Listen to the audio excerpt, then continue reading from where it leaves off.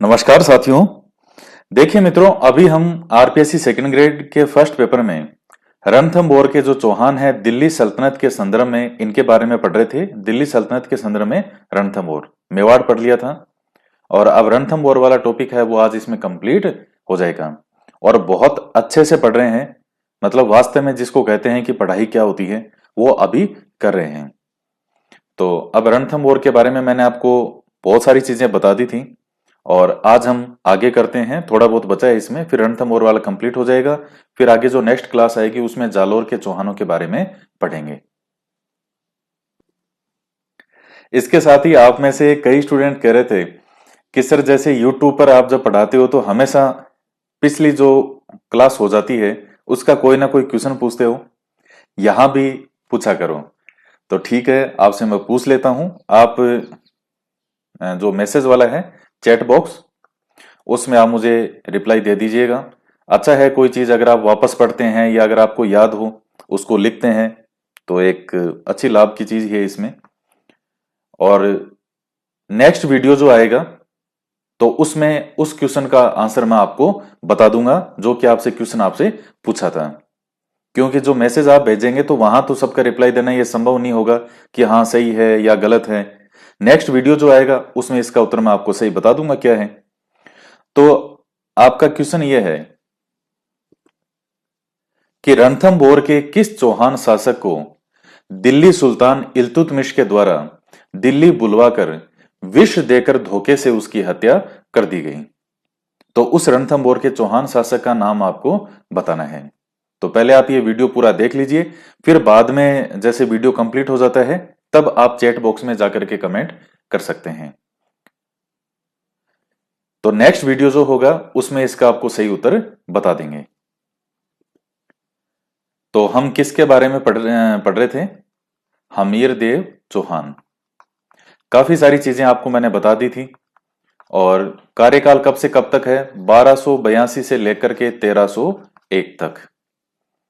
और यहां जो है वो दिल्ली का सुल्तान कौन है? अलाउद्दीन खिलजी। अलाउद्दीन खिलजी। और यहां हम बना देते हैं रणथंभौर। तो अब देखिएगा, मैंने आपको बताया था कि अलाउद्दीन खिलजी है वो लगातार करता है कोशिश जो हमीर देव चौहान को हराने की, पराजित करने की, लेकिन वो इसमें सफल नहीं होता। जाहिन दुर्ग जो है उसको तो फिर भी ये कोई बार जीत लेते हैं कि कभी इसने जीत लिया, या जो इसका जो अलाउद्दीन का चाचा था जलालुद्दीन, उसने भी जाहिन दुर्ग को विजित कर लिया था, लेकिन उससे आगे नहीं बढ़ पाए। तो लास्ट हमारी क्लास यहां समाप्त हुई थी। मैंने आपको समझाया था कि अलाउद्दीन खिलजी जब उलू खान, नुसरत खान इनको भेजता है तो किले में प्रवेश करने की कोशिश के दौरान जो नुसरत खान है उसकी मृत्यु हो जाती है। तो जब नुसरत खान की मृत्यु हो गई तो जो दूसरा सेनापति था उलू खान, ये उलू खान अलाउद्दीन को वापस संदेशा भिजवाता है कि साहब हालत खराब हो रही है और हमीर को जीतना इतना आसान नहीं है। तो सेना का मनोबल भी डाउन हो रहा है, आप कुछ कीजिए। अलाउद्दीन ने कहा डोंट वरी, मैं खुद आता हूं। तो अलाउद्दीन और सेना लेकर के और यहां स्वयं आता है। तो जब खुद यहां सुल्तान आएगा तो बाकी के जो सैनिक यहां ऑलरेडी पहले से थे, अब उनका क्या होगा? मनोबल बढ़ जाएगा। मनोबल से मतलब एक हौसला, समस्या से जो भिड़ने की, लड़ने की एक आंतरिक या जो अंदरूनी एक क्षमता है, उसी को ही क्या कहते हैं? हम मनोबल कहते हैं। तो अब अलाउद्दीन खुद आ चुका है और अलाउद्दीन भी इस दुर्ग के बाहर घेरा डाल के बैठ गया। जैसे मैं दुर्ग एक उदाहरण के लिए यहां बना देता हूं और यहां इसमें एंट्री के लिए यह बना हुआ है झाइन दुर्ग, यहां पे ऐसे। तो अलाउद्दीन की सेना जो है वो घेरा करके बैठ गई यहां पर। ये बैठ गई बाहर, लो साहब अब बताओ। और इधर पहाड़ियां ही पहाड़ियां हैं। अब बाहर का कोई अंदर नहीं आ सकता, अंदर का कोई बाहर नहीं जा सकता। तो इसी तरह से कुछ समय तक ये काम तो होता रहा, निकलता रहा समय ये। लेकिन अब हालत ये होगी कि मैंने आपको बताया था कि अलाउद्दीन के समय मंगोलों के बहुत ज्यादा आक्रमण हो रहे थे, पहले भी हो रहे थे। तो अब अलाउद्दीन की ये समस्या आ गई कि वो यहां पर मंगोलों के आक्रमण का सामना करने के लिए वापस जाए या फिर जो हमीर है इसका सामना करे। और अलाउद्दीन खिलजी के साथ जब ये यहां आता है रणथंभौर की तरफ, तो रास्ते में एक घटना और होती है। अलाउद्दीन खिलजी का एक भतीजा होता है अकद खान, तो वो भी साथ में आया था, लेकिन अकद खान के मन में कुछ और ही चल रहा था और इसने मौके का फायदा उठाकर रास्ते में जहां इसको अवसर मिला, इसने अलाउद्दीन को मारने का प्रयास भी किया था। अलाउद्दीन का ये भतीजा था अकद खान। क्या कह के कि भाई तुमने अपने चाचा को मारा तो मैं तुमको मारूंगा। तो लेकिन ये सफल नहीं हो पाया। तो अब एक तरफ दिल्ली में ये विद्रोह हो रहे हैं, जो ये मंगोल वगैरह आक्रमण हो रहे हैं, आसपास और भी विद्रोह वगैरह हो रहे थे। तो अलाउद्दीन ने एक रास्ता निकाला कि भाई इसको जो हमीर देव चौहान है इसके पास एक संदेशा भेजा कि मैं तुमसे संधि वगैरह करना चाहता हूं, तो अपना कोई आदमी हमारे पास भेजो। अब चूंकि अंदर हमीर की हालत भी कोई ज्यादा सही नहीं है, भाई महीनों तक जब घेराबंदी रहेगी तो राशन पानी की भी एक क्षमता है। कोई तो समय आएगा जब राशन जो है वो भी समाप्त होने की ओर होगा। तो राशन पानी जब समाप्त होने लगेगा तो हमीर क्या करता है, अपना एक वफादार व्यक्ति होता है जो इसकी नजर में तो वफादार था, रतिपाल। इस रतिपाल को भेजा किसके पास? अलाउद्दीन खिलजी के पास। यहां मैं ये अलाउद्दीन खिलजी बना देता हूं, ये जैसे अलाउद्दीन खिलजी एक ही लिख देता हूं इसको। यहां अलाउद्दीन खिलजी के पास भेजता है। तो अलाउद्दीन खिलजी के सामने जब रतिपाल आता है तो अलाउद्दीन कहता है, अरे अरे आगे साहब हमीरदेव चौहान जी, बहुत मुझे बहुत अच्छा लगा मिलके। रतिपाल कहता है, यार ये मेरे को ऐसे अमीर क्यों बोल रहा है? जब पास में और आता है, अरे साहब कैसे हो, हाथ मिलाता है, यार गले मिलता है, यार कैसे हो, बहुत बढ़िया बहुत बढ़िया सर। लेकिन मैं तो रतिपाल हूं साहब, मैं तो अच्छा अच्छा मुझे लगा हमीर हो। यार तुम देखने में तो लगता है कि तुम राजा हो, काहे के सेनापति वेनापति हो, तुमको तो राजा होना चाहिए। उस हमीर के लिए देशभक्ति करके क्या मिला तुम्हें अपने राज्य के लिए? मेरा साथ दो, मैं तुम्हें क्या बनाऊंगा, मैं तुम्हें यहां का राजा बना दूंगा। और रतिपाल का थोड़े ही देर में दिमाग घुमा दिया। रतिपाल भी तैयार हो जाता है कि ठीक है साहब। फिर रतिपाल कहता है कि रुको साहब, एक और है पीछे, मैं उसको भी मिलाऊंगा। क्या कौन है? बस है एक खास। तो ये वापस आता है रतिपाल, और वापस आने के बाद में इसका रतिपाल का एक साथी और होता है रणमल। रणमल और रतिपाल, तो ये जो रणमल है इसको भी ये इसकी तरफ अपनी तरफ जो है ये मिला लेता है और अलाउद्दीन खिलजी की तरफ हो जाते हैं। होता क्या है, एक तो इन्होंने जो भी भेद थे किले के, हालांकि ऑलरेडी जो मैंने आपको पहले बताए थे वो भोज और उसका भाई पृथ्वी सिंह, ये पहले ही अलाउद्दीन के पास चले गए थे। बहुत सारी बातें तो उन्होंने ही बता दी थी। उन्होंने ही अलाउद्दीन को लगातार उकसाया आक्रमण करने के लिए। और अब यहां पर बची खुशी जो कसर थी वो रणमल और रतिपाल ने भी पूरी कर दी। उस समय की क्या हालत है दुर्ग की, वो सारी इसके सामने रख दी कि कितनी हालत खराब है।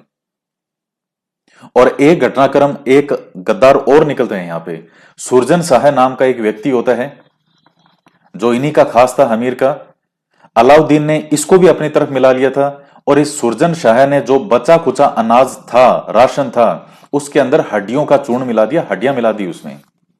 तो इतिहासकार कहते हैं कि राजपूत शासकों के अंदर कोई सी ऐसी रियासत ऐसी नहीं थी जहां कोई ना कोई गद्दार नहीं निकला हो, जो कुछ पैसे के लालच में अपने ईमान को, अपने देश को और अपने राजा के साथ जो है वो गद्दारी कर लेते थे। आप देखेंगे आगे आगे भी आप रियासतें पढ़िएगा, अभी आएंगे आगे, तो गद्दार हर जगह निकलेंगे यहां। तो यहां तो गद्दार ही गद्दार हैं। पहले वो भोज, फिर उसका भाई था पृथ्वी सिंह, एक था वो धर्म सिंह। अब भले ही वो इसके साथ मिला नहीं होगा, लेकिन वो जो जिस तरह से उसने किया, तो वो क्या था, एक, वो भी आप उसको गद्दारी कहोगे। फिर रणमल और रतिपाल, फिर ये सुरजन शाह है।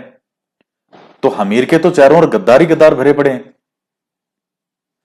तो अब, और जब जिस राशन के अंदर हड्डियों का चूरा मिल जाएगा, हड्डियां मिला दी जाएगी, क्या उस राशन को कोई खाना पसंद करेगा? कोई खाना पसंद नहीं करेगा। तो फिर लास्ट में चारा यही बचा था कि किले के द्वार खोल दिए जाएं और शत्रु से युद्ध किया जाए। तो अब क्या होता है, रतिपाल और रणमल जो है ये मिल जाते हैं इसके साथ, अलाउद्दीन के साथ। और किले की एक द्वार पर रतिपाल जो है वो सैनिकों को हटा देता है। और हटाने का और पूरा वो रास्ता पहले ही बता देता है कि भाई वहां से घुस जाना सेना, वहां से सेना घुसने लगती है। हमीर को जब यह पता चलता है और उधर से जो सुरजन है वो भी हड्डियों का चूर्ण मिला देता है अनाज में, राशन में, आटे में, जहां वो भरे हुए थे गोदाम। तो जब इतनी चीजें हो गई तो फिर इनके पास कोई रास्ता नहीं था और अब हमीर जो है पूरे दल बल के साथ अलाउद्दीन खिलजी के आक्रमण का सामना करता है। यहां कुछ बेहतरीन खूबसूरत चीजें मैं आपको बताने वाला हूं, जिन्होंने जिस तरह से ये जो आपस में भड़काने की कोशिश करते थे हिंदू मुस्लिम की या उस चीजों की, यहां हमीर का इसके साथ के ही लोगों ने गद्दारी कर दी।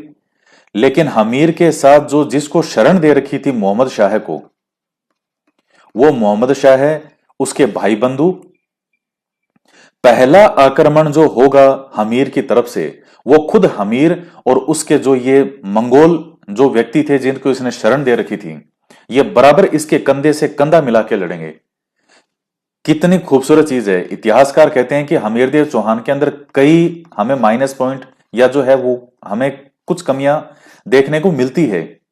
कमियां थी कई, वो मैं आगे बताऊंगा आपको कि कैसे कैसे किन किन कारणों की वजह से यह हार होती है। क्योंकि आजकल क्वेश्चन पूछने का पैटर्न बदल चुका है। वो आपसे पूरी थीम समझना चाहता है एग्जामिनर और फिर पूछता है कि बताओ ये क्या था कारण। अगर आपने पूरी चीज समझ रखी है तो आपका क्वेश्चन सही होगा। नहीं तो नॉर्मल जो फैक्ट है वो तो सभी बुक्स में लिखे हुए हैं, गाइड में, एक गाइड पढ़ लो, फैक्ट तो वहां मिल जाएंगे। ये थीम नहीं मिलेगी किसी किताब में। बहुत अलग अलग किताबें पढ़नी पड़ती है ऑथेंटिक, तब जाकर के चीजें निकलती है कि कौन सी घटना क्यों कैसे होती है। तो जो पहला हमला होता है, उस पहले हमले में हमीर और उसके साथ वही मंगोल मुसलमान जो थे मोहम्मद शाह और इसके जो भाई बंधु थे, ये लड़ते हैं। हमीर शत्रुओं से युद्ध करता हुआ वीर गति को प्राप्त होता है, हमीर देव चौहान। तो हमीर के नेतृत्व में क्या हो गया, केसरिया। और अब बात करते हैं, और जो ही अंदर यह सूचना मिलती है तो जो रानियां और दो दासियां वगैरह थी, तो हमीर की रानी का नाम था रंग देवी। तो रंग देवी के नेतृत्व में है जो महिलाएं जोहर करती हैं। देखिए आप कई बार पढ़ते हैं कि सबसे पहला जो जोहर था जल जोहर, और एकमात्र जल जोहर कहां हुआ था, तो वो रणथंभौर का ही था। दरअसल हमीर की बेटी जो थी पद्मा, पद्मा या पद्मला, तो इसी रणथंभौर के दुर्ग के अंदर ही एक तालाब बना हुआ था जिसे पद्मला तालाब भी कहते थे। तो जब ऐसा घटनाक्रम कुछ इतिहास, चूंकि 100% तो कुछ फिक्स चीजें तो लिखी हुई है नहीं, अलग अलग इतिहासकार अलग अलग बातें बताते हैं। तो कहते हैं कि जब हमीर को जब हमीर की बेटी ने यह सुना कि अलाउद्दीन खिलजी ने उसके पिता के पास कुछ इस तरह की शर्तें रखी है कि तू अपनी बेटी का विवाह अलाउद्दीन के साथ कर दे, तो मैंने आपको बताई थी लास्ट वीडियो में। तो इसकी बेटी को बहुत बुरा लगता है कि मेरे कारण मेरे पिता को यह चीजें सुननी पड़ रही है, देखनी पड़ रही है कि तेरी बेटी का या तो विवाह कर, नहीं तो आक्रमण करने के लिए तैयार रहे। तो पद्मा जो है वो एक संताप में आ जाती है, एक दुख में आ जाती है, और वो इस तालाब में कूद के आत्महत्या कर लेती है। इस अलाउद्दीन खिलजी के साथ जो इसका इतिहासकार था अमीर खुसरो, वो भी इस घटना का जिक्र करता है। जो इसकी बेटी है पद्मा, इसका जिक्र करता है कि वो इस जो एक तालाब में कूद के आत्महत्या करती है, अपने प्राण त्याग देती है। तो दरअसल जो जल के अंदर जौहर माना जाता है वो यही बेटी पद्मा है मुख्य रूप से इसका। बाकी जो रानी रंग देवी और जो अन्य महिलाएं जौहर करती है वो अग्नि जौहर ही है। लेकिन चूंकि वो जल जौहर के रूप में शुरू में वो बात आ गई, इसलिए आज भी हर जगह जो माना जाता है कि जल जौहर, तो इसको जल जौहर के रूप में ही माना जाता है। लेकिन सही फैक्ट मैंने आपको बता दिया कि जो रानी रंग देवी और उसके नेतृत्व में इसके नेतृत्व में जो दूसरी महिलाएं हैं, दरअसल इन्होंने अग्नि जोहर ही किया था। जोहर कहते ही उसको हैं, जो अग्नि में किया जाए वो ही जोहर होता है। लेकिन चूंकि इसकी बेटी ने पहले तालाब में कूद करके आत्महत्या की थी, किसके अंदर, जल के अंदर, तो वो एक जल जोहर के रूप में नाम निकल गया, और इसलिए यहां फिर वो एक कंप्लीटली जल जोहर का नाम आ जाता है। आपसे ही परीक्षा में पूछा जाएगा, और कितनी ही किताबों में यह लिखा मिलेगा कि जो रानी रंग देवी थी इसके नेतृत्व में जल जोहर हुआ। अब ये लिखा आ गया, लेकिन ये फैक्ट 100% ये सही नहीं है। इसकी व्याख्या ये है जो मैंने आपको समझाई है। बाकी जल जोहर कहां होता है, तो वही आपको यह मानना है कि यहां पर होता है रणथंभौर में, और एकमात्र यही हुआ। हो गया जल जोहर, हमीर की भी मृत्यु हो गई, रानी की भी मृत्यु हो गई, बेटी की भी मृत्यु हो गई। अब अलाउद्दीन खिलजी के हाथ लगता है मोहम्मद शाह है, और इस मोहम्मद शाह को बंदी बनाकर के जब अलाउद्दीन के सामने लाया जाता है, तो अलाउद्दीन इसको कहता है कि बोल तेरे तुझे मार दिया जाए या छोड़ दिया जाए, बोल तेरे साथ क्या सलूक किया जाए। तो अलाउद्दीन इस मोहम्मद शाह को यह कहता है, बेटा तू वही है ना जो मेरी चिमना के साथ बहुत बातें बातें किया करता था, मुझे मारने की प्लानिंग की थी, वही है ना तू। अब मोहम्मद शाह ने कहा, अब जब वो हूं तुमको पता है तो बार बार क्या पूछ रहे हो। कहा, अच्छा एक बात बता मोहम्मद शाह, तू अभी घायल है, अगर मैं तेरी मरहम पट्टी कर दूं और ये हो जाएगा हाँ तू जी जाएगा, तो तू भविष्य में क्या करेगा। अब अलाउद्दीन ने सोचा होगा कि हुक्म मैं सॉरी बोल दूंगा, माफी दे दो और ये वो। मोहम्मद शाह कहता है कि सुन मेरी बात। कहा, बोलो। पहला काम तो मैं ये करूंगा कि हमीर का कोई पुत्र वुत्र अगर मुझे मिल गया तो उसको मैं रणथंभौर का जो नया राजा बनाऊंगा। कहा, अच्छा, और दूसरी क्या है, दूसरा क्या काम करेगा। तुझे मार गिराऊंगा, अगर मैं ठीक हो गया तो पहला तो यह काम करूंगा कि हमीर के किसी पुत्र को यहां का शासक बनाऊंगा रणथंभौर का, और दूसरा यह है कि तुझे मौत के घाट उतारूंगा जब मैं पूरी तरह ठीक हो जाऊंगा। तो अलाउद्दीन कहता है, यार बड़ा जोरदार है तू तो। कहा, चल तेरे को इसका इनाम देते हैं। हाथियों के पांव तले इस मोहम्मद शाह को कुचलवा दिया अलाउद्दीन ने। लेकिन इतिहासकार इस चीज की इतनी तारीफ करते हैं कि हमीर के अंदर कई कमियां देखने को मिलेगी, लेकिन हमीर ने जो इस मोहम्मद शाह को जो शरण दी और लास्ट तक शरणागत के रूप में जो है इसका इसका पूरा संभाला, इसको इसको हवाले नहीं किया। क्या इस एक गुण के पीछे हमीर की जो छोटी मोटी कमियां थी वो सारी कमियां जो है वो केवल गौण रह जाती है उसके इस इतने बड़े गुण के आगे। और मोहम्मद शाह की भी इतनी तारीफ होती है कि इसको जिसने शरण दी उससे कंधे से कंधा मिला के उसके लास्ट समय तक लड़ता रहा, यहां तक कि उसके मरने के पश्चात भी यह अलाउद्दीन के सामने नहीं झुका और इसको इस तरह का जवाब देता है। और मंगोल तो वैसे भी थे भी, एक मंगोल बहुत अच्छे योद्धा होते हैं, तभी तो ये अलाउद्दीन को हमेशा यही डर रहता था कि दिल्ली से साइड में गया और पीछे से मंगोलों ने आक्रमण कर दिया, फिर इधर आया फिर मंगोलों ने आक्रमण कर दिया। तो मंगोल लूटने के लिए आते थे, लेकिन थे तो योद्धा अच्छे अच्छे योद्धा तो होते थे। तो यहां यह घटनाक्रम होता है। अब इसके बाद क्या हुआ, अब दो और खुश होते हुए आए, एक तो रणमल आयर एक रतिपाल, और दोनों बड़े खुश होके गए अलाउद्दीन के पास। साहब ये लो हम आ गए, हमने आपका साथ दिया, और ये हमीर हमीर रानी वानी सब जो है वो परलोक सिधार गए। अलाउद्दीन इनको मुस्कान के साथ में देखते हुए कहता है, क्या सोच के आए थे, गब्बर खुश होगा, शाबाशी देगा। का हुक्म क्या बात हुई। का जो अपने मालिक के नहीं हो सके वो मेरे क्या सगे होंगे। और इनके इस डायलॉग से मुझे एक मूवी का डायलॉग याद आ गया। एक अजय देवगन की मूवी आई थी ओमकारा, उस ओमकारा मूवी के अंदर वो जो हीरोइन होती है, हीरोइन उसमें करीना कपूर थी। तो दरअसल ये ओमकारा जो है एक गुंडा जिसको कह सकते हो, ये यूपी साइड में जिनको बाहुबली बोलते हैं, तो वो वहां का होता है। और करीना कपूर का पिता जो है वो वकील होता है। तो जो करीना है इसको प्रेम हो जाता है इस अजय देवगन जिसका नाम ओमकारा होता है, और ये इसके वकील पिता की इच्छा के विरुद्ध इस करीना को अपने साथ ले आता है और शादी वगैरह इससे करेगा आगे। तो जब वकील इसका करीना का पिता ये देख लेता है कि मेरी बेटी जो है वो मेरे साथ तो अब नहीं जाएगी, और उसने जो बड़े नेता थे सब उनके सामने भी स्वीकार कर लिया कि ये मुझे भगा के नहीं लाए, मैं अपनी मर्जी से आई हूं, तो अब इसका पिता कुछ बोल नहीं सका, कर नहीं सका। तो जब ये वापस इसका पिता वकील जाता है तो इस ओमकारा से इनका आमना सामना होता है, और करीना गाड़ी के अंदर बैठी वेट कर रही होती है ओमकारा का, अजय देवगन का। तो वकील क्या कहता है ओमकारा को कि बाहुबली, तिरिया चरित्र, तिरिया का मतलब महिला से, कि महिला का जो चरित्र है उसे आज तक कोई नहीं समझ पाया, तुम क्या समझोगे। जो लड़की अपने बाप की सगी नहीं हो सकी वो तुम्हारी क्या सगी होगी। और वो डायलॉग उस पूरी मूवी का आधार बनता है, और लास्ट में उसको उस पर जो है, इस हीरोइन पर क्या होता है, पूरी मूवी में शक करता रहता है वो इस पे, और लास्ट में इस मूवी में सब मरते हैं। ये भी मर जाएगा, ये भी, करीना भी मर जाएगी, इनके कई और जो इनका भाई बंधु और कई सब मारे जाएंगे इसमें, और एक दुखद अंत होता है इस मूवी का। तो वही चीज यहां जो है, ये अलाउद्दीन कहता है कि जो अपने मालिक के सगे नहीं हो सके वो मेरे क्या सगे होंगे, और रणमल और रतिपाल को भी वो क्या देता है, फांसी देता है, इन दोनों को मरवा देता है। तो ये कुछ मेन मेन इसमें घटनाएं थी। तो अब यहां देखिएगा, तो ये दरअसल अब कुछ फैक्ट आपके लिए ध्यान में रखना जरूरी है। इस संपूर्ण राजपूताना का पहला जो शाखा है वो कौन सा है, वो यही है रणथंभौर का शाखा, जो 1301 में होता है। कब जीते थे, 11 जुलाई को।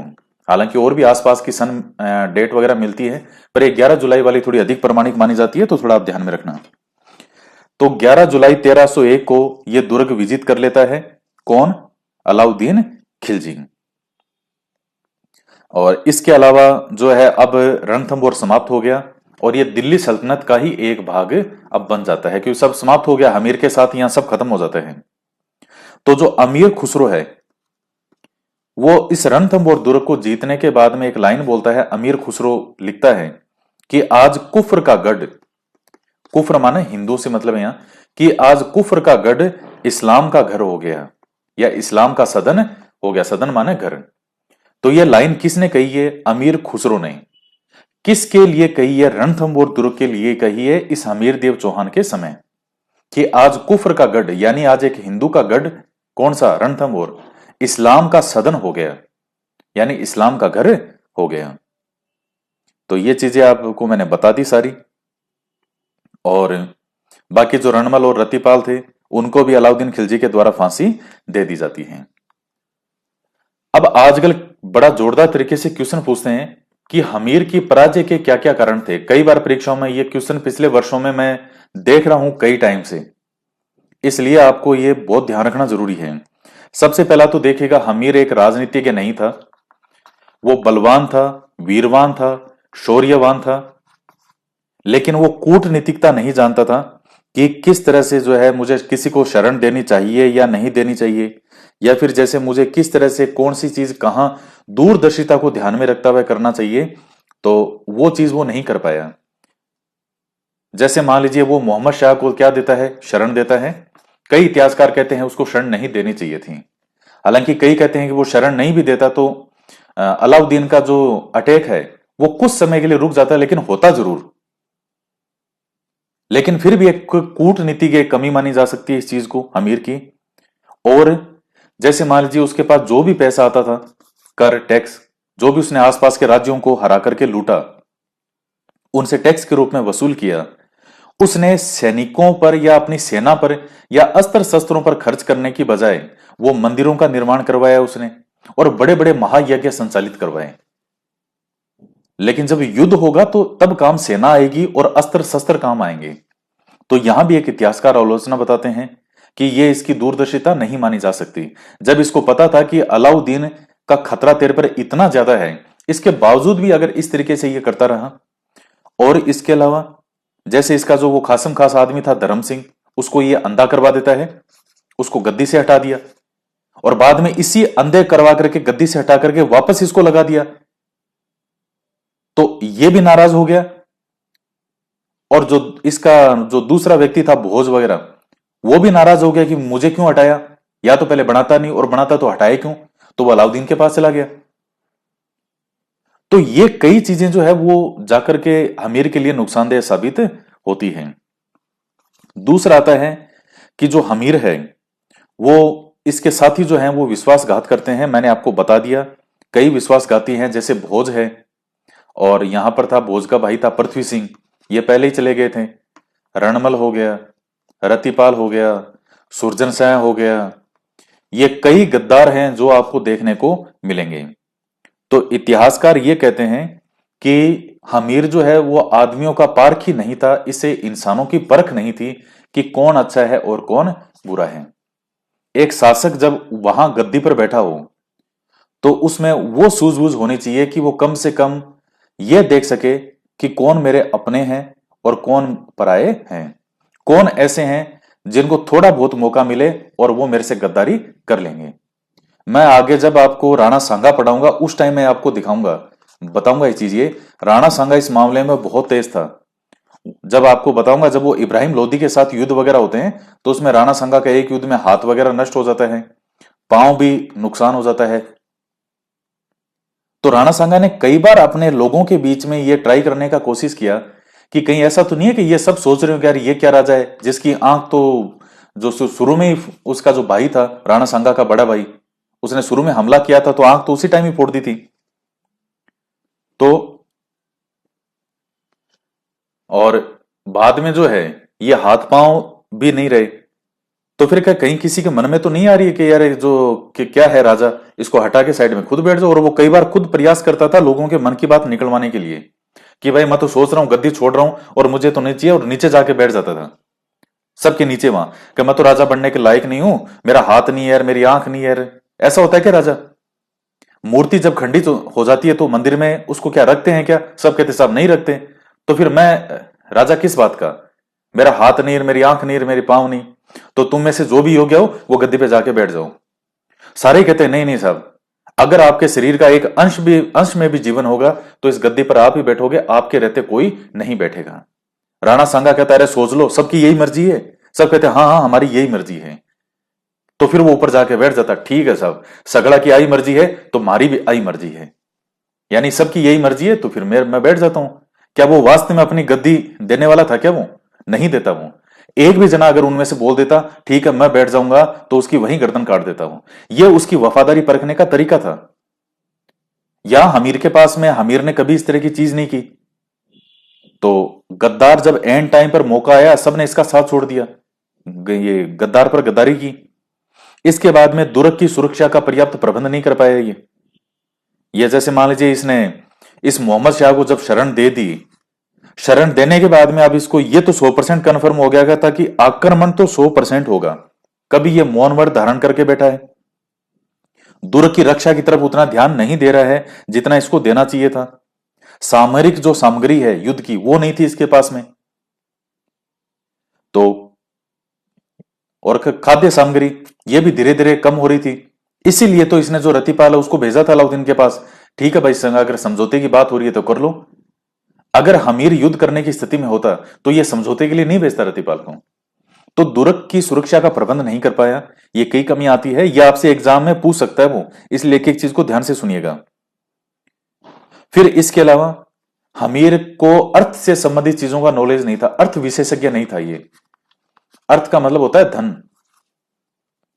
आप जानते हैं कि ये जो जनता के बीच में अलोकप्रिय हो गया था, इसका जो वो मंत्री था धर्म सिंह, उसने जनता पे अनाप शनाप टैक्स लगाए। पहले हमीर ने ध्यान नहीं दिया और बाद में चूंकि इसको हमीर को पैसे की आवश्यकता थी, जब भाई बाहर घेरा डाल के बैठा है तो पैसे की जरूरत तो पड़ेगी अंदर, तो पैसा देने के लिए इसने जो शाहूकार थे व्यापारी थे उनको मजबूर किया। तो शाहूकार, जनता, पैसे वाले, अमीर लोग ये सब हमीर से नाराज हो गए।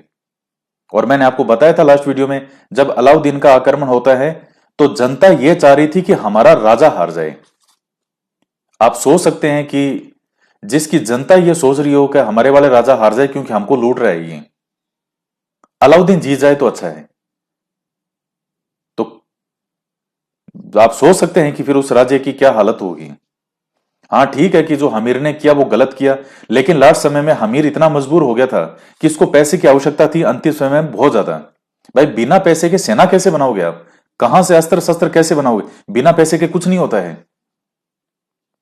बिना अर्थ के ये इतनी फोर्स इतना नहीं बनती।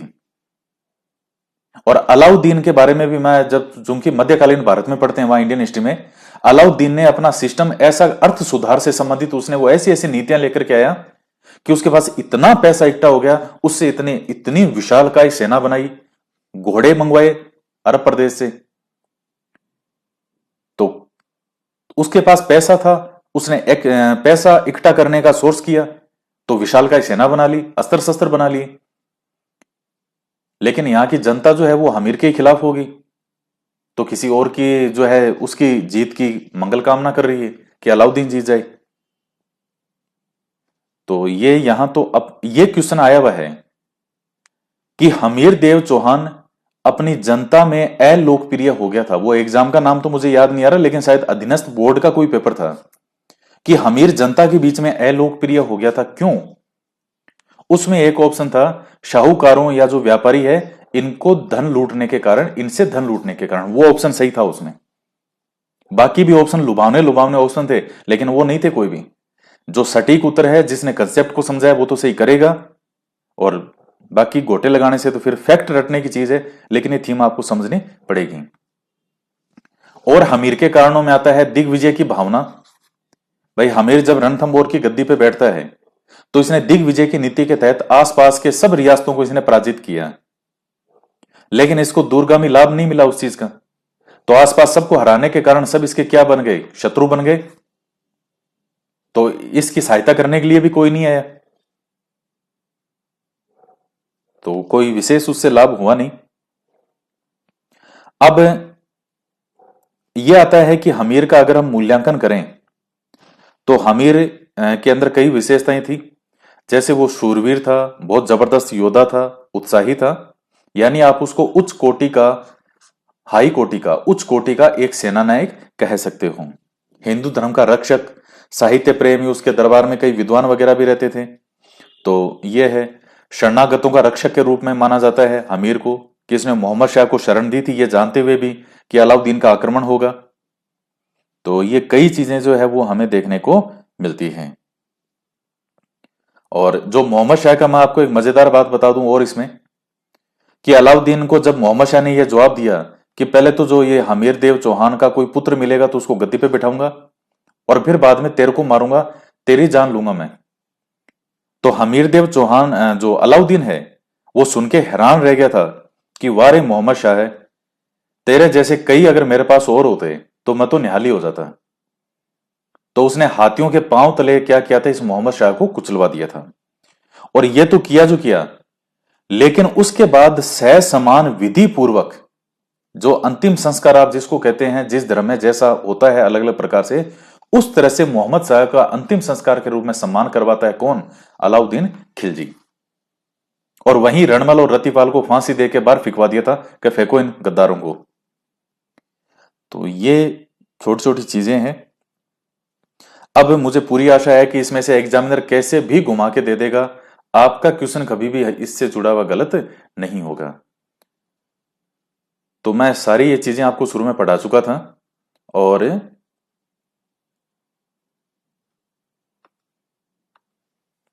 ये जलालुद्दीन खिलजी का आक्रमण ये 2 बार हुआ था। 1291 और 92 में आक्रमण विफल होता है। ये रणथंभौर दुर्ग है, और एक छोटा सा दुर्ग और आगे जिसको झाइन दुर्ग कहते थे। ये रणथंभौर दुर्ग की क्या कहलाता था? कुंजी। कुंजी मतलब चाबी। खिलजी का कथन याद रखना है। ऐसे कौन सा खिलजी है? ये जलालुद्दीन खिलजी। कि ऐसे 10 किलों को मुसलमान के एक बाल के बराबरी मैं नहीं समझता हूं। ये ऐसा उसने चूंकि इसलिए कहा था कि मेरे लिए मुसलमान जो है वो ज्यादा जरूरी है, मेरा सैनिक ज्यादा जरूरी है ऐसे किलों के बजाय, क्योंकि वो जीत तो पा नहीं रहा था, सैनिक होने लगे थे बीमार।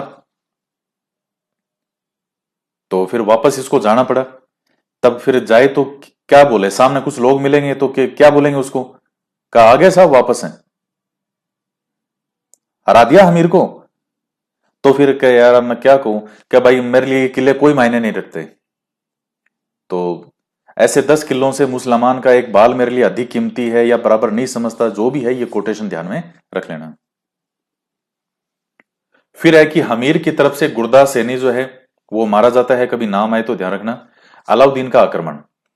अलाउद्दीन के विद्रोही मंगोल नेता मोहम्मद शाह को हमीर शरण देता है। 1299 के लगभग उल्लू खान, अल्प खान, नुसरत खान का हमीर पर आक्रमण होता है। हमीर की ओर से धर्म सिंह और भीम सिंह जाते हैं, और भीम सिंह के रास्ते में क्या हो जाती है? वापस आते टाइम मृत्यु हो जाती है। आगे की सारी कहानी मैंने आपको मैप में समझा दी थी। आप जब इन नोट्स को नोट डाउन करो तो आप लिखना चाहो तो वो साथ में जो वीडियो में मैं आपको समझाता हूं वो चीजें आप लिख सकते हो। इसके पश्चात अलाउद्दीन का पुनः आक्रमण होता है और नुसरत खान मारा जाता है। यह बहुत महत्वपूर्ण है। अलाउद्दीन स्वयं आता है, और अब देखिए जब हमीर ये अलाउद्दीन जीत जाता है तो इसने रणथंभौर दुर्ग किसको जो है वो सौंपा था? उल्लू खान को। कि भाई अब तू संभाल इसको। उल्लू खान को एक संरक्षक के तौर पर नियुक्त करता है। नुसरत खान तो मारा गया था पहले। हालांकि एक मजेदार बात और बताता हूं, अलाउद्दीन मन ही मन इस नुसरत खान को पसंद नहीं करता था। तो आपको लग रहा होगा कि अलाउद्दीन को बहुत दुख हुआ कि मेरा सेनानायक मारा गया। दरअसल अलाउद्दीन अंदर से अंदर ही अंदर क्या होता है, खुश होता है कि गया आफत छूटी। हालांकि नुसरत खान योग्य बहुत था, तभी इस क्या था, सेनानायक। लेकिन अलाउद्दीन इसको पसंद नहीं करता था। थोड़ा सा उसके कोई होगा मन में, कुछ बात हो गई होगी, कभी कुछ बुरा लग गया होगा। तो जब नुसरत खान यहां मारा जाता है तो अलाउद्दीन मन ही मन तो खुशी हुआ होगा कि यार बढ़िया है, मरा ये। रणमल और रतिपाल जो है वो गद्दार निकलते हैं। 11 जुलाई 1301 रणथंभौर व राजपुताना का पहला शाखा जो है वो यही है 1301 का। हमीर के नेतृत्व में केसरिया और रानी रंग देवी के नेतृत्व में जौहर। हमीर की पुत्री पद्मा, इसी का एक दूसरा नाम था देवल दे, द्वारा जौहर से एक दिन पूर्व पद्म तालाब या पद्मला, कैसा भी लिखा सकता है, मैं कूदकर आत्महत्या कर ली।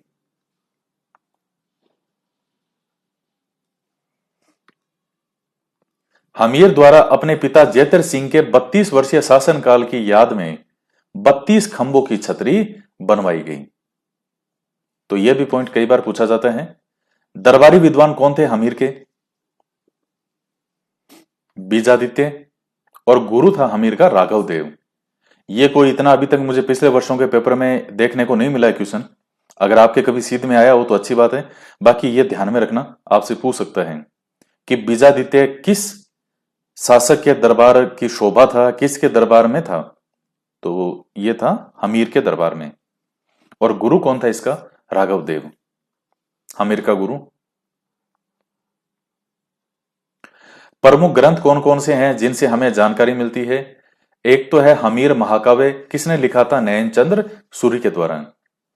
एक ग्रंथ है हमीर रासो, तो ये दो लोगों के द्वारा लिखा गया था। एक तो 18वीं शताब्दी के आसपास लिखा जाता है और एक 13वीं 14वीं शताब्दी के आसपास लिखा गया, अलग अलग समय में, हमीर रासो नाम से ही। तो सारंगधर ने लिखा था और एक लिखा गया था जोधराज के द्वारा। तो ये ग्रंथ ये एक ग्रंथ दो व्यक्तियों के द्वारा लिखा गया है, यानी ये ग्रंथ दो बार लिखा गया। एक बार सारंगधर ने लिखा, उसने नाम भी हमीर रासो रख दिया। जैसे वही बात है कि कभी मान लीजिए शोले फिल्म बनी थी 1975 में, और आज मान लीजिए फिर किसी ने शोले दोबारा बना दी, दूसरे नए वीर, कई सेना कुछ को और हीरो वीरो लेके, तो हो गया ना क्या, दो शोले हो गई। नाम एक ही है लेकिन बनाने वाले अलग अलग हैं, हीरो अलग अलग हैं, लेकिन हीरो तो यहां एक ही है, हमीर ही है। हमीर हट ये लिखा गया था चंद्रशेखर के द्वारा।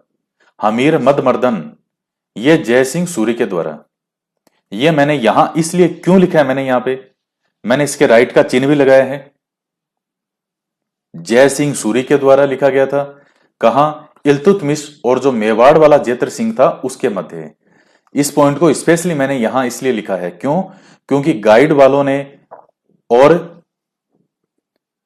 कई बुक्स के अंदर इसको यहां लिख दिया गया है साथ में, आगे ये इल्तुतमिश जेतर सिंह ये कुछ नहीं लिखा। अब इन ग्रंथों को कोई एक साथ ये पढ़े तो हमीर मद मर्दन पढ़ के तो उसको यही लगेगा कि इसी हमीर के बारे में होगा, लेकिन नहीं। यहां हमीर मद मर्दन में हमीर जो है उसका मतलब है अमीर इल्तुतमिश, और उस इल्तुतमिश के मद का मर्दन, मद का मतलब होता है गुरूर, मर्दन का मतलब होता है नष्ट करना, कुचलना। तो किसने किया? जेतर सिंह ने। कौन सा है? मेवाड़ वाला है ये। इस हमीर का जो पापा है वो मत कर देना, मध्यकालीन मेवाड़ का स्वर्णयुग कहलाता है, वही जेतर सिंह है। तो इसलिए मैंने इसको स्पेशली मेंशन किया, यहां लिखे हैं। फिर अमीर खुसरो का एक ग्रंथ ध्यान में रखना है, खजाइनुल फुतवे। तो आपका ये हमीर देव चौहान वाला टॉपिक जो है ये कंप्लीट होता है, और आप इन वीडियो लेक्चर को बार बार देखिएगा। और इसके साथ में देखिए, जो आपके साथ के मित्र वगैरह हैं या कोई अगर पूछता है कहीं भी फेसबुक वगैरह पे, जैसे मैं देखता हूं कई लोग कहते हैं कि फर्स्ट पेपर की कोचिंग कहां से करें, किससे पढ़ें, तो निश्चित रूप से मेरा मानना है कि आप इस कोर्स से बहुत संतुष्ट होंगे, जैसा कि आपका फीडबैक है। तो आसपास शेयर वगैरह किया कीजिएगा, अलग अलग जो जैसे सोशल मीडिया वगैरह है। अगर कहीं कोई कहता है कि कौन सा कोर्स लें, और अगर आपने ये ले रखा है और आपको लग रहा है कि बिल्कुल सही है, कोई दिक्कत नहीं है, तो फिर आगे भी जो है इसको ज्यादा से ज्यादा लोगों को शेयर करें। तो ये टॉपिक आपका कंप्लीट होता है और मुझे पूरी पूरी आशा है कि इन टॉपिक से जुड़ा हुआ कोई भी क्वेश्चन आएगा तो वो इन टॉपिक में इन मेरे पढ़ाए हुए मैटर में से आ जाएगा। तो आज के वीडियो लेक्चर में इतना ही। आगे जो है फिर आगे हम नया टॉपिक करेंगे। तो आपका सिलेबस ये देखिएगा, ये अभी ये हिस्ट्री वाला पार्ट चल रहा है, ये हो गया, ये हो गया, ये हो गया, ये हो गया, इसमें मेवाड़ रणथंभौर हो गया। अब जालोर पढ़ाऊंगा मैं आपको नेक्स्ट जो वीडियो आएंगे। फिर राजस्थान और मुगल वाले, अब इनमें से 100% क्वेश्चन आते हैं आपके। और शासक कितने पढ़ने हैं? 1 2 3 4 5 और 6, 6 ही तो शासक हैं भाई। जालोर के ज्यादा से ज्यादा कितने बनेंगे? 2 वीडियो बन जाएंगे। फिर आगे 6 शासकों के बारे में आपको पढ़ना है। और ये जो मैटर है ये बटे से बटे का मैटर है। विद्यार्थियों को ये सभ्यता स्थल बड़े हार्ड लगते हैं पढ़ने में, उनको गुजर प्रतिहार बड़े हार्ड लगते हैं और सीधा मेवाड़ राजवंश रणथंभौर जालोर पढ़ लेते हैं। लेकिन जिस तरीके से मैंने सल्तनत काल के साथ संबंध को बताते हुए आपको पढ़ाया है, इस तरीके से पढ़ना और पढ़ाना आसान नहीं होता हर चीज को ये करके। तो आपको बहुत जबरदस्त तैयारी आपकी हो रही है। और इसके अलावा मेरे पास 1-2 विद्यार्थियों के कमेंट आए थे कि सर हमने पहले कहीं जो है वो कोचिंग की थी लास्ट बार वैकेंसी में, उस कोचिंग के मैटर में और आपके मैटर में रात दिन का अंतर है। तो मतलब इतना डिफरेंस। तो मैं कह रहा हूं ये बड़ी हैरानी की बात है कि ऐसी कौन सी कोचिंग में कर लिया जो इस मैटर से हटके कुछ चीजें अगर लिखवाई है तो। क्योंकि मैं जो आपको पढ़ा रहा हूं ये सारा ऑथेंटिक किताबों से है और कम से कम 10-15 ऑथेंटिक बुक्स हैं जिनका ये सार मैं आपको समझाता हूं। तो मैं कोई भी पॉइंट अगर आपको यहां बता रहा हूं तो ऑथेंटिक बुक से ही है, भले ही आपने दुनिया में कहीं कोचिंग की हो। और मुझे भी पता है कोचिंग में बहुत सारा गलत मैटर भी जो है वो लिखा दिया जाता है, पढ़ा दिया जाता है और स्टूडेंट पढ़ के आ भी जाता है और 15-20 हजार रुपए फीस खर्च भी कर देता है। तो मैटर के मामले में तो आप हमेशा 100% प्रामाणिक रहना, क्योंकि मैं जो आपको पढ़ा रहा हूं ये ऑथेंटिक बुक से ही पढ़ा रहा हूं। और ऑथेंटिक बुक के अंदर भी कोई गलती है अगर बाई मिसप्रिंट कुछ उसमें छप गया हो तो उसको भी मैं दूर करके और आपके सामने सही चीज रख रहा हूं। तो इसलिए निश्चित रहना, मैटर में आपको कभी भी कोई ये समस्या नहीं आएगी कि मैंने कुछ कंटेंट जो है वो कुछ और दे दिया, सही में कुछ और होगा, ऐसा नहीं है।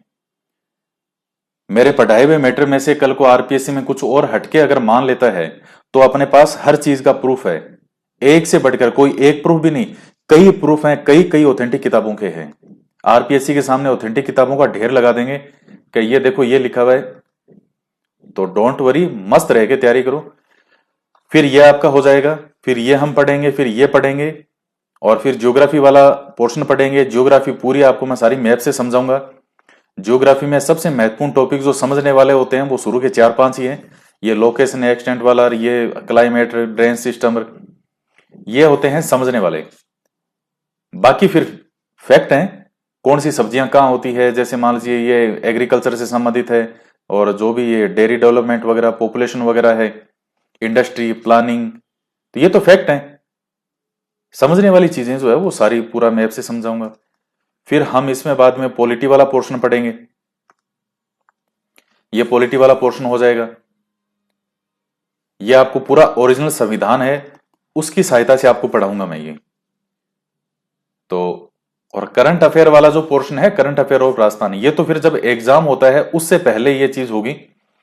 क्योंकि अभी करंट का अभी करवा के छोड़ दें, फिर कल को एग्जाम से 6 से 7 महीने पहले तक का एक मैक्सिमम करंट वो ही पूछा जाता है, ज्यादा से ज्यादा 8 महीने का मान लो।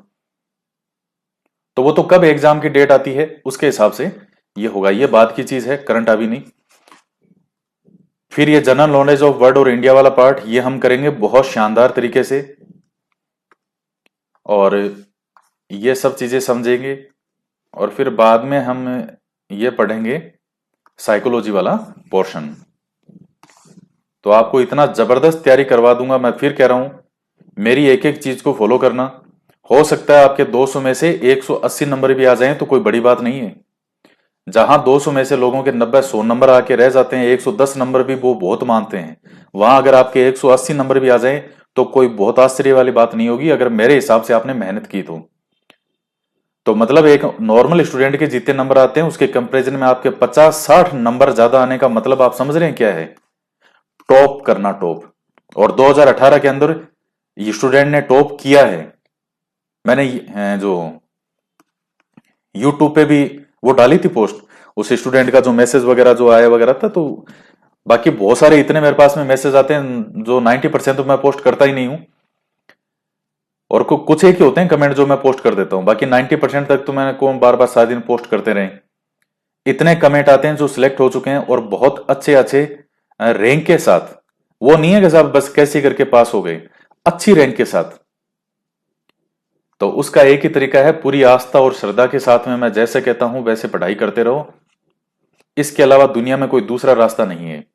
और इसके अलावा कई स्टूडेंट कह रहे थे सर आप जो यूट्यूब पे जो है अगर बुक्स पढ़ा रहे हो 9th की 10th की जो हमारा राजस्थान नाम से लगी हैं, वो हम देखें क्या? बिल्कुल देखनी चाहिए आपको। भाई रोज का 25 से 30 मिनट का वीडियो यूट्यूब पे आता है, उसको देखने में क्या दिक्कत है? अगर आपको स्पीड को लेकर के वो 25-30 मिनट का हो तो स्पीड फास्ट का यूट्यूब में ऑप्शन आता है, वो कर लो, तो 15 मिनट में वीडियो कंप्लीट हो जाएगा। लेकिन उसको देखो जरूर। वो छोटी छोटी किताबें हैं, पतली पतली किताबें हैं, तो वो बेस वाली चीजें, हालांकि मैं तो यहां बहुत कुछ आपको सब कुछ दे रहा हूं, लेकिन फिर भी साथ पढ़ने में तो कोई नुकसान तो नहीं है। 15-20 मिनट वहां अगर यूट्यूब पे देख लोगे साथ साथ डेली किताबें, तो इसी तरह से आप तैयारी करते रहिएगा। और संडे को जो है वो हमेशा ऑफ रहता है। हालांकि क्लास का मैंने आपको कहा था 5 से 6 दिन, 5 दिन का मतलब है फ्राइडे तक। तो शनिवार और दितवार को हो सकता है क्लास ना आए, सैटरडे को तो हालांकि ज्यादातर 90% यही होगा कि सैटरडे को क्लास भी हमेशा आएगी, सिर्फ एक संडे की छुट्टी रहेगी हमेशा। इसके अलावा नॉर्मली जो क्लास जैसे रूटीन में, या जैसे मान लीजिए कोई त्योहार आ गया, होली दिवाली आ गई, कोई और कोई त्योहार है, बड़ा त्योहार है, तो फिर 3-4 दिन की छुट्टी कर दी कि भाई सभी एंजॉय करो। वो चीजें भी जीवन में बहुत जरूरी है। कई लोग कहते हैं कि नहीं दिवाली भी छोड़ दो, और जैसे मान लो जो त्योहार है आपका मनाते हो बहुत बड़ा त्योहार है और बिल्कुल पढ़ते रहो, नहीं नहीं, मैं उस चीज को बिल्कुल गलत मानता हूं। ये त्योहार आपको रिफ्रेश करने के लिए आते हैं, ना कि दिमाग खराब करने के लिए। आप साइड में अकेले बैठे पढ़ते रहो और सारी दुनिया दिवाली मना रही, आप नहीं पढ़ पाओगे। और वो 2-3 दिन निकल भी जाएंगे, आपका मन भी नहीं लगेगा, और वो तो 2-3 दिन निकल भी जाएंगे, फिर आप अफसोस करते रहो। तो त्योहार आते हैं, किताब पूरी तरह बंद करो, 3-4 दिन जम के एंजॉय करो, फिर वापस फुल एनर्जी के साथ वापस आओ। तो ये है। बाकी हो सकता है शनिवार को भी कभी नहीं आए, लेकिन मैक्सिमम 90% तक ये है कि शनिवार को भी क्लासें आएगी और संडे को नहीं आएगी। संडे को हमेशा ऑफ रहेगा। बाकी कोई त्योहार है या फिर जैसे मेरे कोई बहुत जरूरी चीज हो गया, कोई इमरजेंसी हो गई, या फिर मान लीजिए कभी कोई बुखार, आजकल वायरल इतने चल रहे हैं, कोई ऐसी समस्या हो गई, या फिर कोई वीडियो बनाने के बाद में कोई उसमें दिक्कत हो गई। अभी कुछ समय पहले मेरे बहुत दिक्कत हो गई थी, जो लैपटॉप वगैरह में video save the. First grade का भी मैं हिस्ट्री वगैरह साइको का कोर्स लॉन्च 15 से करने वाला था, लेकिन जो 8-8 10-10 वीडियो मैंने बना रखे थे, पूरा लैपटॉप क्रैश हो गया मेरा, सब खत्म हो गया उसमें। तो एक बार तो मेरा भी दिमाग खराब हुआ, मैं इतनी मेहनत से बनाए हुए वीडियो मैं तैयार कर रहा हूँ ये सारे, लेकिन चलो कोई नहीं। तो या फिर कभी कोई ऐसी दिक्कत हो गई, हालांकि बहुत कम ऐसा होता है, लेकिन अब समस्या आफत बता के नहीं आती, कौन सा वायरस कहाँ कौन सी चीज में कहाँ घुस जाए। आज के समय में इतने हैकर बैठे हैं कि भारत सरकार की जो वेबसाइट तक हैक करके और उस पर लिख देते हैं पाकिस्तान जिंदाबाद। तो फिर ये छोटी मोटी जो साइटें हैं इन पे तो फिर क्या इनकी सुरक्षा है? तो क्रैश होने के कारण काफी वीडियो डिलीट हो गए थे, और थोड़ा इस कारण से, तो या कभी कोई ऐसा कारण हो। बाकी इसके अलावा कभी कोई दिक्कत नहीं है। ऐसा कभी नहीं होता कि मान लो मैं आराम से मैं बैठा हूं और इसको काम को छोड़ करके मैंने कुछ और काम कर लिया, कभी नहीं। उसके साथ में कभी कोई समझौता नहीं। कभी कोई नहीं आता है या कभी ऑफ रखते हैं तो बहुत जरूरी कुछ हुआ होगा, कुछ बहुत इमरजेंसी होगा, तभी ये है। बाकी सब कुछ ये सिलेबस मुझे ही कराना है, सारा मेरे हाथ का सिलेबस है। तो दिल और मन से पढ़ते जाओ, ताकि मैं भी दिल और मन से पढ़ाता जाऊं। तो आज के वीडियो में इतना ही। तो मिलते हैं नेक्स्ट वीडियो में। जय हिंद, जय भारत।